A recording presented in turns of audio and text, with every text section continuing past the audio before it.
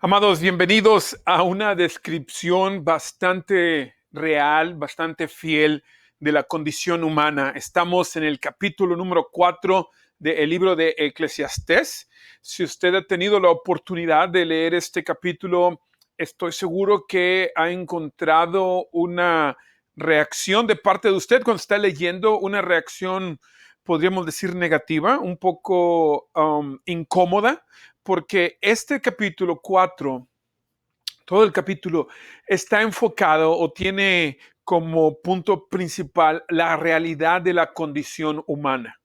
El capítulo 3 nos habló sobre la situación o sobre la intervención de Dios en nuestra vida cotidiana. El enfoque principal era lo que el Señor está haciendo, quién es Él. Aquí en el capítulo 4, con el mismo propósito, pero desde otro punto de vista, se nos presenta la realidad de la condición humana. Habla el capítulo sobre la opresión, así empieza en los primeros versículos, hablando sobre la opresión. Continúa hablando sobre las motivaciones equivocadas que existen en el corazón humano, sobre la soledad, y termina hablando sobre nuestra carencia de sabiduría.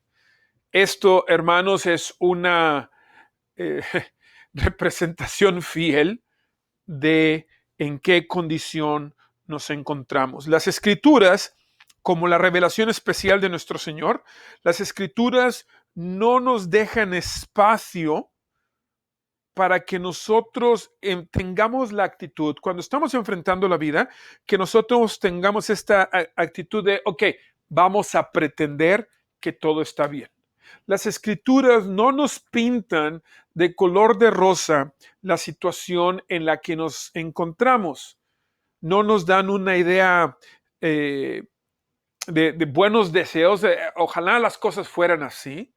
No describe una utopía, no describe algo ficticio, un sueño dorado que deberíamos de buscar. No, las escrituras, puesto que revelan a nuestro Señor, son la revelación especial del Señor, es la palabra inerrante, no tiene error, que ha venido de Dios mismo, hermanos, nos presentan una actitud realista. Esta es la realidad acerca de la vida, acerca de Dios, acerca de nosotros, acerca de la gloria que está por venir.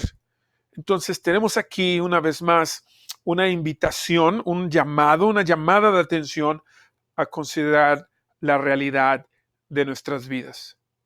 Hoy vamos a enfocarnos en la primera parte del capítulo, los versículos del 1 al 3, nos vamos a enfocar en la opresión. Eh, lo, lo cual en sí la palabra es una palabra difícil, ¿cierto? Es una palabra preocupante que nos incomoda. Opresión es algo bastante difícil. Es por eso, hermanos, que el propósito de este sermón, puesto que es una situación en extremo difícil, el propósito de este sermón, lo que Dios, el Espíritu Santo, quiere que sepamos, o la razón por la cual nos ha dado este mensaje, hermanos. Bueno, aquí está, la condición humana incluye esta opresión, las motivaciones equivocadas, como hemos dicho, y esa es la realidad, y por esta realidad el Señor quiere que conseguir este objetivo, que estemos nosotros seguros, que sepamos nosotros que es el Rey Jesús.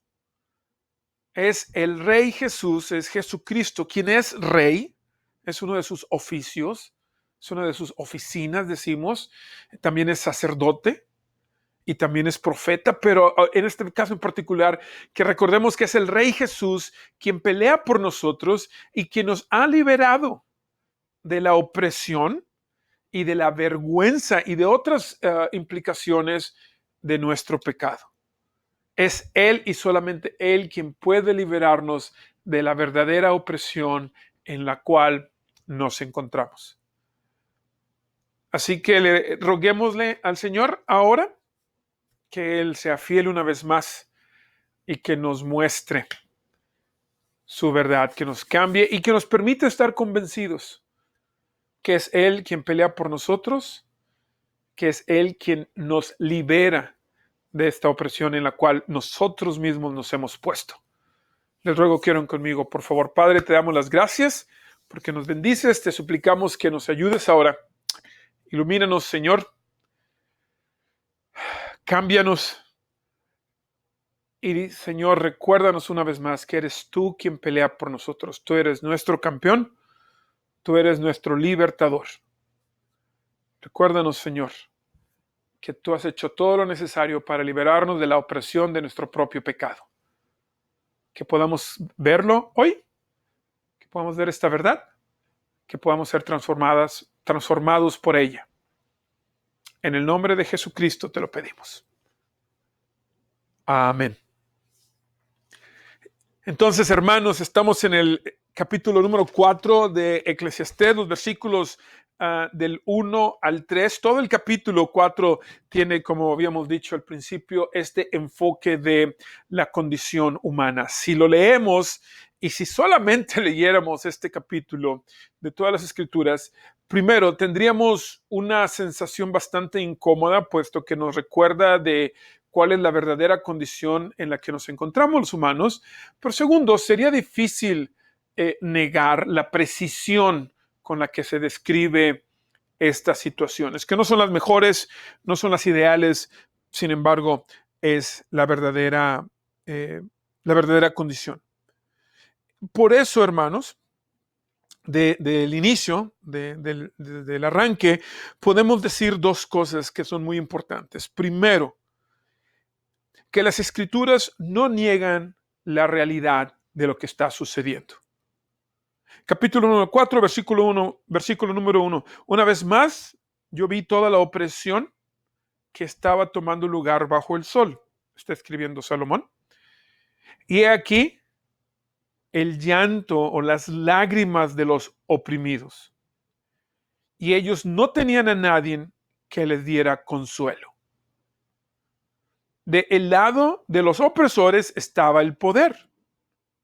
Y no había nadie para confrontarlos, para consolarlos. Está enfatizando el problema de los oprimidos. Y yo pensé que los muertos, quienes ya estaban muertos, estaban en una mejor situación, eran más afortunados que los que estaban vivos. Pero aún mejor que ambos es aquel que no ha nacido todavía. Aquel que no ha visto lo que está sucediendo, las maldades, dice, las obras malvadas que están llevándose a cabo bajo el sol. Una descripción precisa, si usted me pregunta a mí, podemos todo el mundo estar de acuerdo, no importa lo que usted realmente crea, sí, así sucede. Están los oprimidos, quienes están llorando, están sufriendo, están los opresores, quien a favor de ellos tienen todo el poder y el control. No hay nadie que dé consuelo, aliento, confort. Más vale la persona que está, no más vale la persona que ha muerto esté en una mejor situación, puesto que no ha sufrido o ya no está sufriendo opresión. La persona que no ha nacido todavía está en un mejor lugar. Aquel que no ha sido, que no ha existido, puesto que no ha sido testigo de los actos malvados de los que somos capaces los seres humanos. Y entonces nos habla de una manera bastante directa, bastante real, bastante cruda, podríamos decir.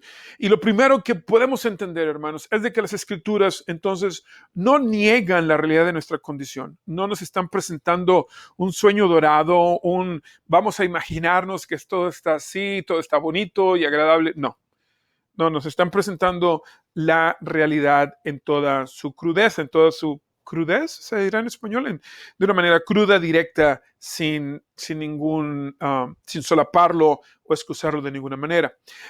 Lo segundo que podemos entender o podemos apreciar desde el inicio, hermanos, es de que es importante, tal vez debería decir, es necesario conocer todas las Escrituras.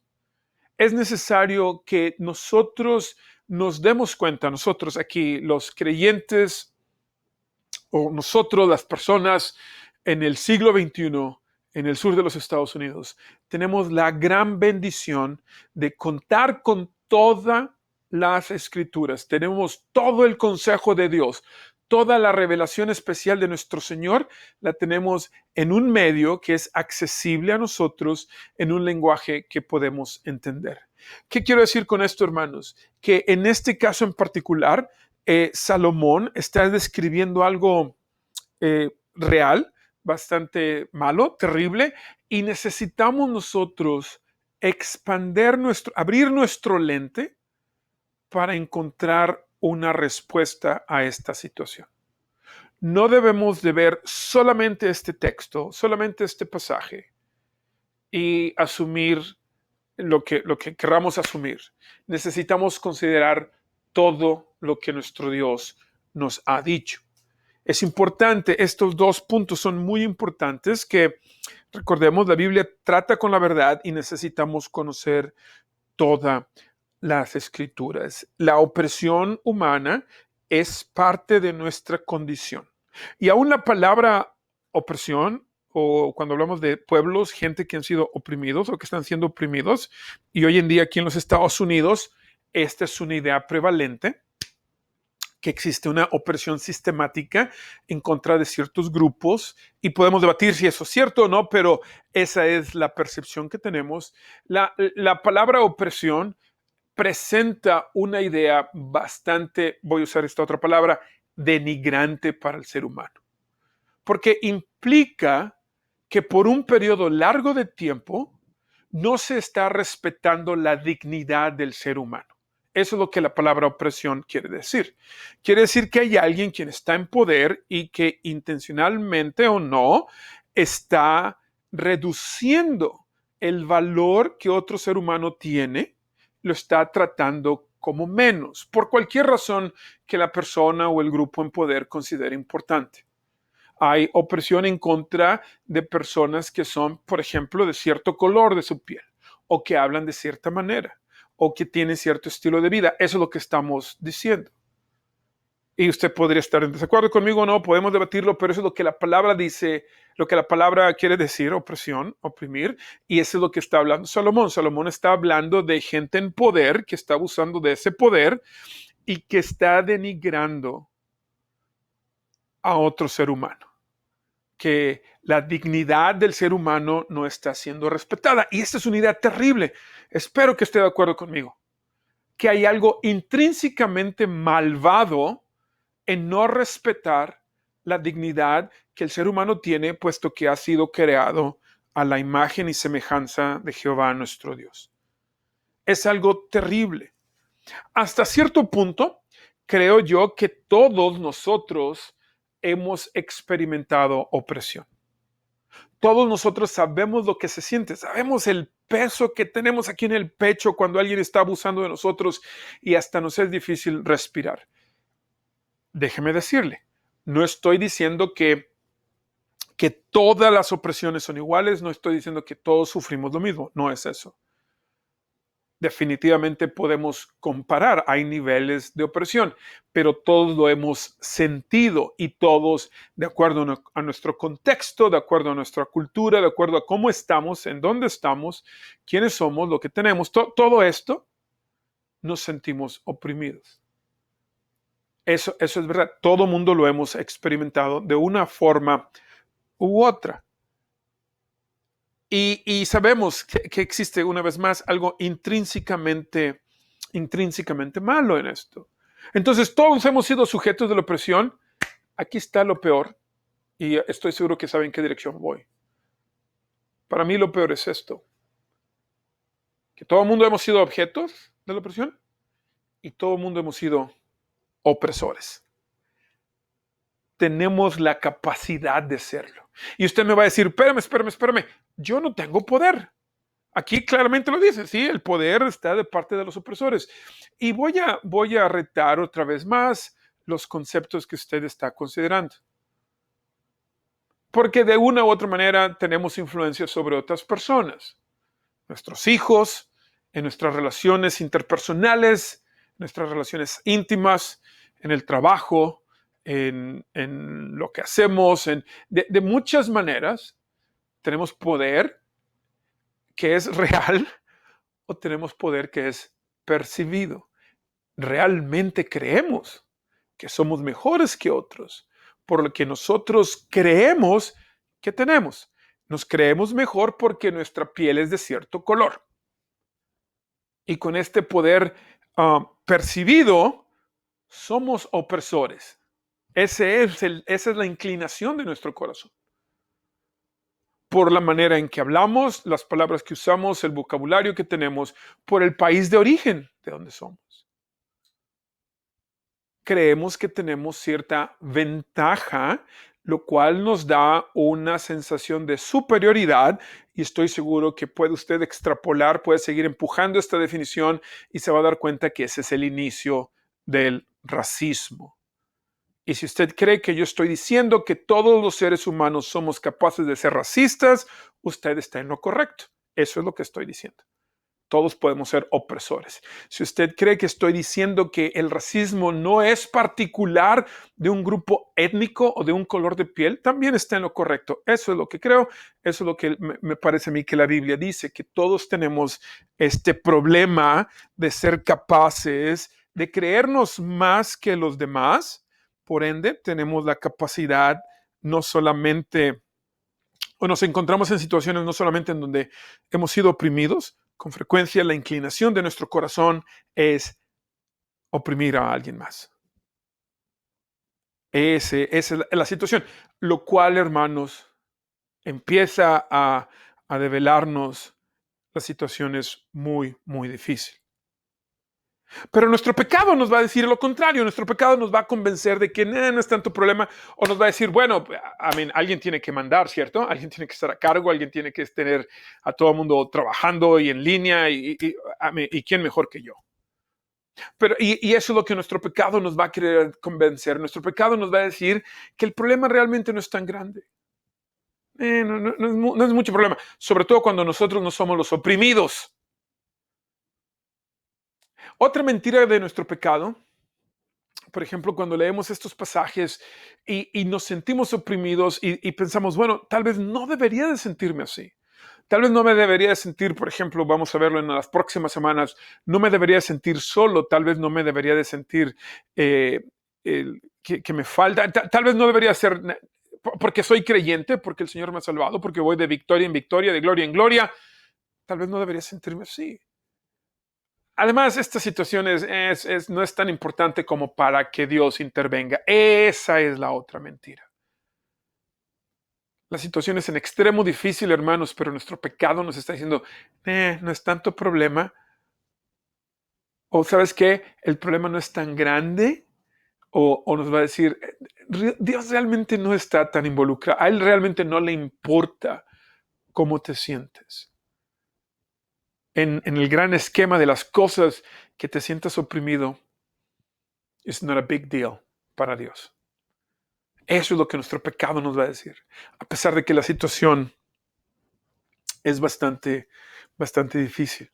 Si vemos con cuidado, hermanos, si empezamos a procesar este texto y si lo vemos más de cerca, nos vamos a empezar a dar cuenta de que de la mentira de nuestro pecado. El problema realmente es grande, no solamente porque todos tenemos la capacidad de ser opresores, sino porque consideremos cuándo fue escrito esto. Esto no fue escrito la semana pasada. A pesar de que describe claramente nuestra condición actual, a pesar de que este texto es bastante, podríamos decir, se puede aplicar hoy en día, lo vemos que es la realidad hoy en día, es importante o describe con precisión lo que está sucediendo hoy en día, en tiempos modernos. No fue escrito hace 10 años. Esto fue escrito hace siglos. Hace siglos, hermanos, en otra cultura, en otro lugar del planeta. Y sin embargo, describe exactamente lo que creemos está pasando aquí y ahora. Y si vemos aún más de cerca el texto, nos vamos a dar cuenta, por ejemplo, si consideramos quién lo escribió, este es Salomón, el rey de Israel, el hombre más poderoso que existía. Y él prácticamente está diciendo, no hay nada que yo pueda hacer. No hay nada que yo pueda hacer. Él vio esto y él dice, no existe nadie que venga a dar consuelo. Lo está diciendo el hombre que es el hombre más rico del mundo, el hombre que es más sabio del mundo, el hombre que tiene literalmente un ejército a su disposición. Él mismo está diciendo, no puedo resolver yo este problema. Entonces, estos hermanos nos empieza a dar pistas de que lo que hemos pensado, que el problema es bastante grande, realmente es cierto. Empieza a afirmarnos que este es un problema bastante, bastante serio. Cuando contemplamos, cuando consideramos quién lo escribió y cuándo fue escrito, se afirma nuestros peores temores. Este problema del pecado, hermanos, es un problema universal. Todos lo tenemos, absolutamente todos. No hay un solo ser humano que no haya tenido este problema. El único, el Señor Jesucristo, o Adán y Eva antes de la caída, pero literalmente todos los seres humanos, aparte de ellos o en ese momento, de Adán y Eva en ese momento, tenemos este problema. Y también, después de este análisis más preciso, considerando el autor y el contexto histórico, llegamos a la conclusión de que es un problema que humanamente no tiene solución. El problema es universal y humanamente hablando no se puede corregir. Esas son las terribles noticias. Usted y yo somos los oprimidos, principalmente por nuestro propio pecado. Y somos nosotros los que estamos llorando y somos nosotros los que no tenemos a alguien que nos consuele. Estamos convencidos de que más valdría estar muerto, estamos convencidos de que más valdría no haber nacido. Es así de desesperante. Y desafortunadamente, tristemente, es la realidad. Eso es lo que existe, lo que vemos. Nos consta. El problema es universal y nosotros los humanos no podemos resolverlos. Una vez más nos encontramos en español diríamos, entre la espada y la pared. Nos encontramos acorralados. Salomón, inspirado por Dios el Espíritu Santo, ha descrito la verdad de la vida y nos ha puesto en esta esquina que entonces nos obliga a hacer la pregunta, ¿cuál es la solución? Nos obliga a considerar quién va a ser el que pelee por nosotros, quién va a ser nuestro libertador que nos rescate de esta opresión, quién es quien va a hacer justicia. Y aquí es la razón por la cual necesitamos nosotros conocer todas las escrituras. Y yo sé lo que está pensando, man, Alex, eso es muchísimo. Yo sé que es muchísimo, pero es absolutamente necesario, hermanos. Porque si solamente vemos estos 3 versículos, vamos a estar listos para una depresión profunda y real. Pero esas son las muy malas noticias, ¿cierto? Son las terribles noticias, que el problema es universal y no se puede resolver. Pero las grandes noticias, las muy buenas noticias que encontramos en otras partes de las Escrituras, es de que realmente hay alguien que pelea por nosotros. Hay alguien que ha peleado por nosotros, hay alguien que está y va a pelear por nosotros. Tenemos un campeón, alguien que está haciendo lo que nosotros no podemos hacer por nosotros mismos. Eso es lo que él ha hecho. Y este campeón, usted lo sabe, déjeme decírselo, es Jehová mismo. El Dios trino del universo es quien lucha por nosotros. Él pelea por nosotros. Él es el campeón que necesitamos. ¿Quién pelea por nosotros? Jehová de los ejércitos pelea por nosotros. Y vamos a encontrarnos en una situación, podríamos decirlo así, de disbelief, decimos en inglés, en español. Podríamos no creerlo al principio. Podríamos decir, wow, esto es muy, muy bueno para ser cierto. Ok, ¿quién pelea por nosotros? Jehová. Wow, Dios mismo pelea por nosotros. Ok, pero hemos sido lastimados tanto, hermanos. Hemos sufrido tanto a manos de nuestro propio pecado que estamos nosotros, tenemos nuestras dudas, ¿cierto? Después de hacer la pregunta, ¿quién pelea por nosotros? Y escuchamos la respuesta, Jehová de los ejércitos pelea por nosotros. Después nos podemos hacer esta pregunta un poco más eh, cercana a nuestra condición. Podríamos, ok, ¿por qué? ¿Por qué habría Jehová de pelear por mí? Y esa es una excelente pregunta. Lo es. Y tenemos que hacerla.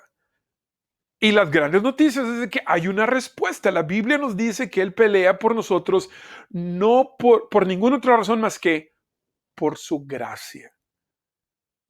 Porque Él desea hacerlo. Escuche con cuidado. Esta es una descripción de nuestro campeón. Isaías 43, versículos del 1 al 7. Pero ahora sí dice el Señor, el que te creó Jacob, el que te formó Israel, no temas, que yo te he redimido, te he llamado por tu nombre, tú eres mío. Cuando cruces las aguas, yo estaré contigo. Cuando cruces los ríos, no te cubrirán sus aguas. Cuando camines por el fuego, no te quemarás, ni te abrazarán las llamas. Yo soy el Señor tu Dios, el Santo de Israel, tu Salvador. Yo he entregado a Egipto como un precio por tu rescate, a Cus y a Seba en tu lugar. A cambio de ti entregaré hombres, a cambio de tu vida entregaré pueblos, porque te amo y eres ante mis ojos precioso y digno de honra. No temas porque yo estoy contigo. Desde el oriente traeré a tu descendencia, desde el occidente te reuniré, al norte le diré, entrégalos, y al sur no los retengas. Trae a mis hijos desde lejos y a mis hijas desde los confines de la tierra. Trae a todo el que sea llamado por mi nombre, al que yo he creado para mi gloria, al que yo hice y formé. Iglesia, este es nuestro campeón. Este es Jehová de los ejércitos. Él pelea por nosotros y lo hace por ninguna otra razón aparte de su gracia. A Él le complace hacerlo. No depende de tu respuesta, no depende de tu actitud, no depende de lo que tú tengas o lo que hagas o lo que has conseguido o no depende tampoco de tus fallas y de tu miseria. Por completo de Él. Él es capaz de hacerlo, Él tiene la voluntad de hacerlo y Jehová lo hace. Él es nuestro campeón. Él es quien pelea por nosotros, hermanos. ¿Y cómo es que pelea por nosotros? ¿Hasta dónde va a llegar el Señor? ¿Qué tanto nos va a liberar? ¿O por cuánto tiempo va a durar la liberación que Él trae? La liberación que nos da de nuestra propia opresión que hemos creado por nuestros pecados. Nuestro campeón, hermanos, llevó todo el dolor, toda la culpa, toda la vergüenza de nuestro pecado. Esa es la opresión que nuestro pecado ha creado sobre nosotros y el Señor ha cargado con toda ella, con toda la culpa, vergüenza y dolor. Ahora déjeme leerle de Isaías 53, 10 capítulos después. Estos son los versículos 4 al 6. Ciertamente Él llevó nuestro dolor y cargó sobre sí mismo nuestro llanto, nuestro dolor. Sin embargo, nosotros lo consideramos como golpeado, lastimado por Dios, afligido por Dios.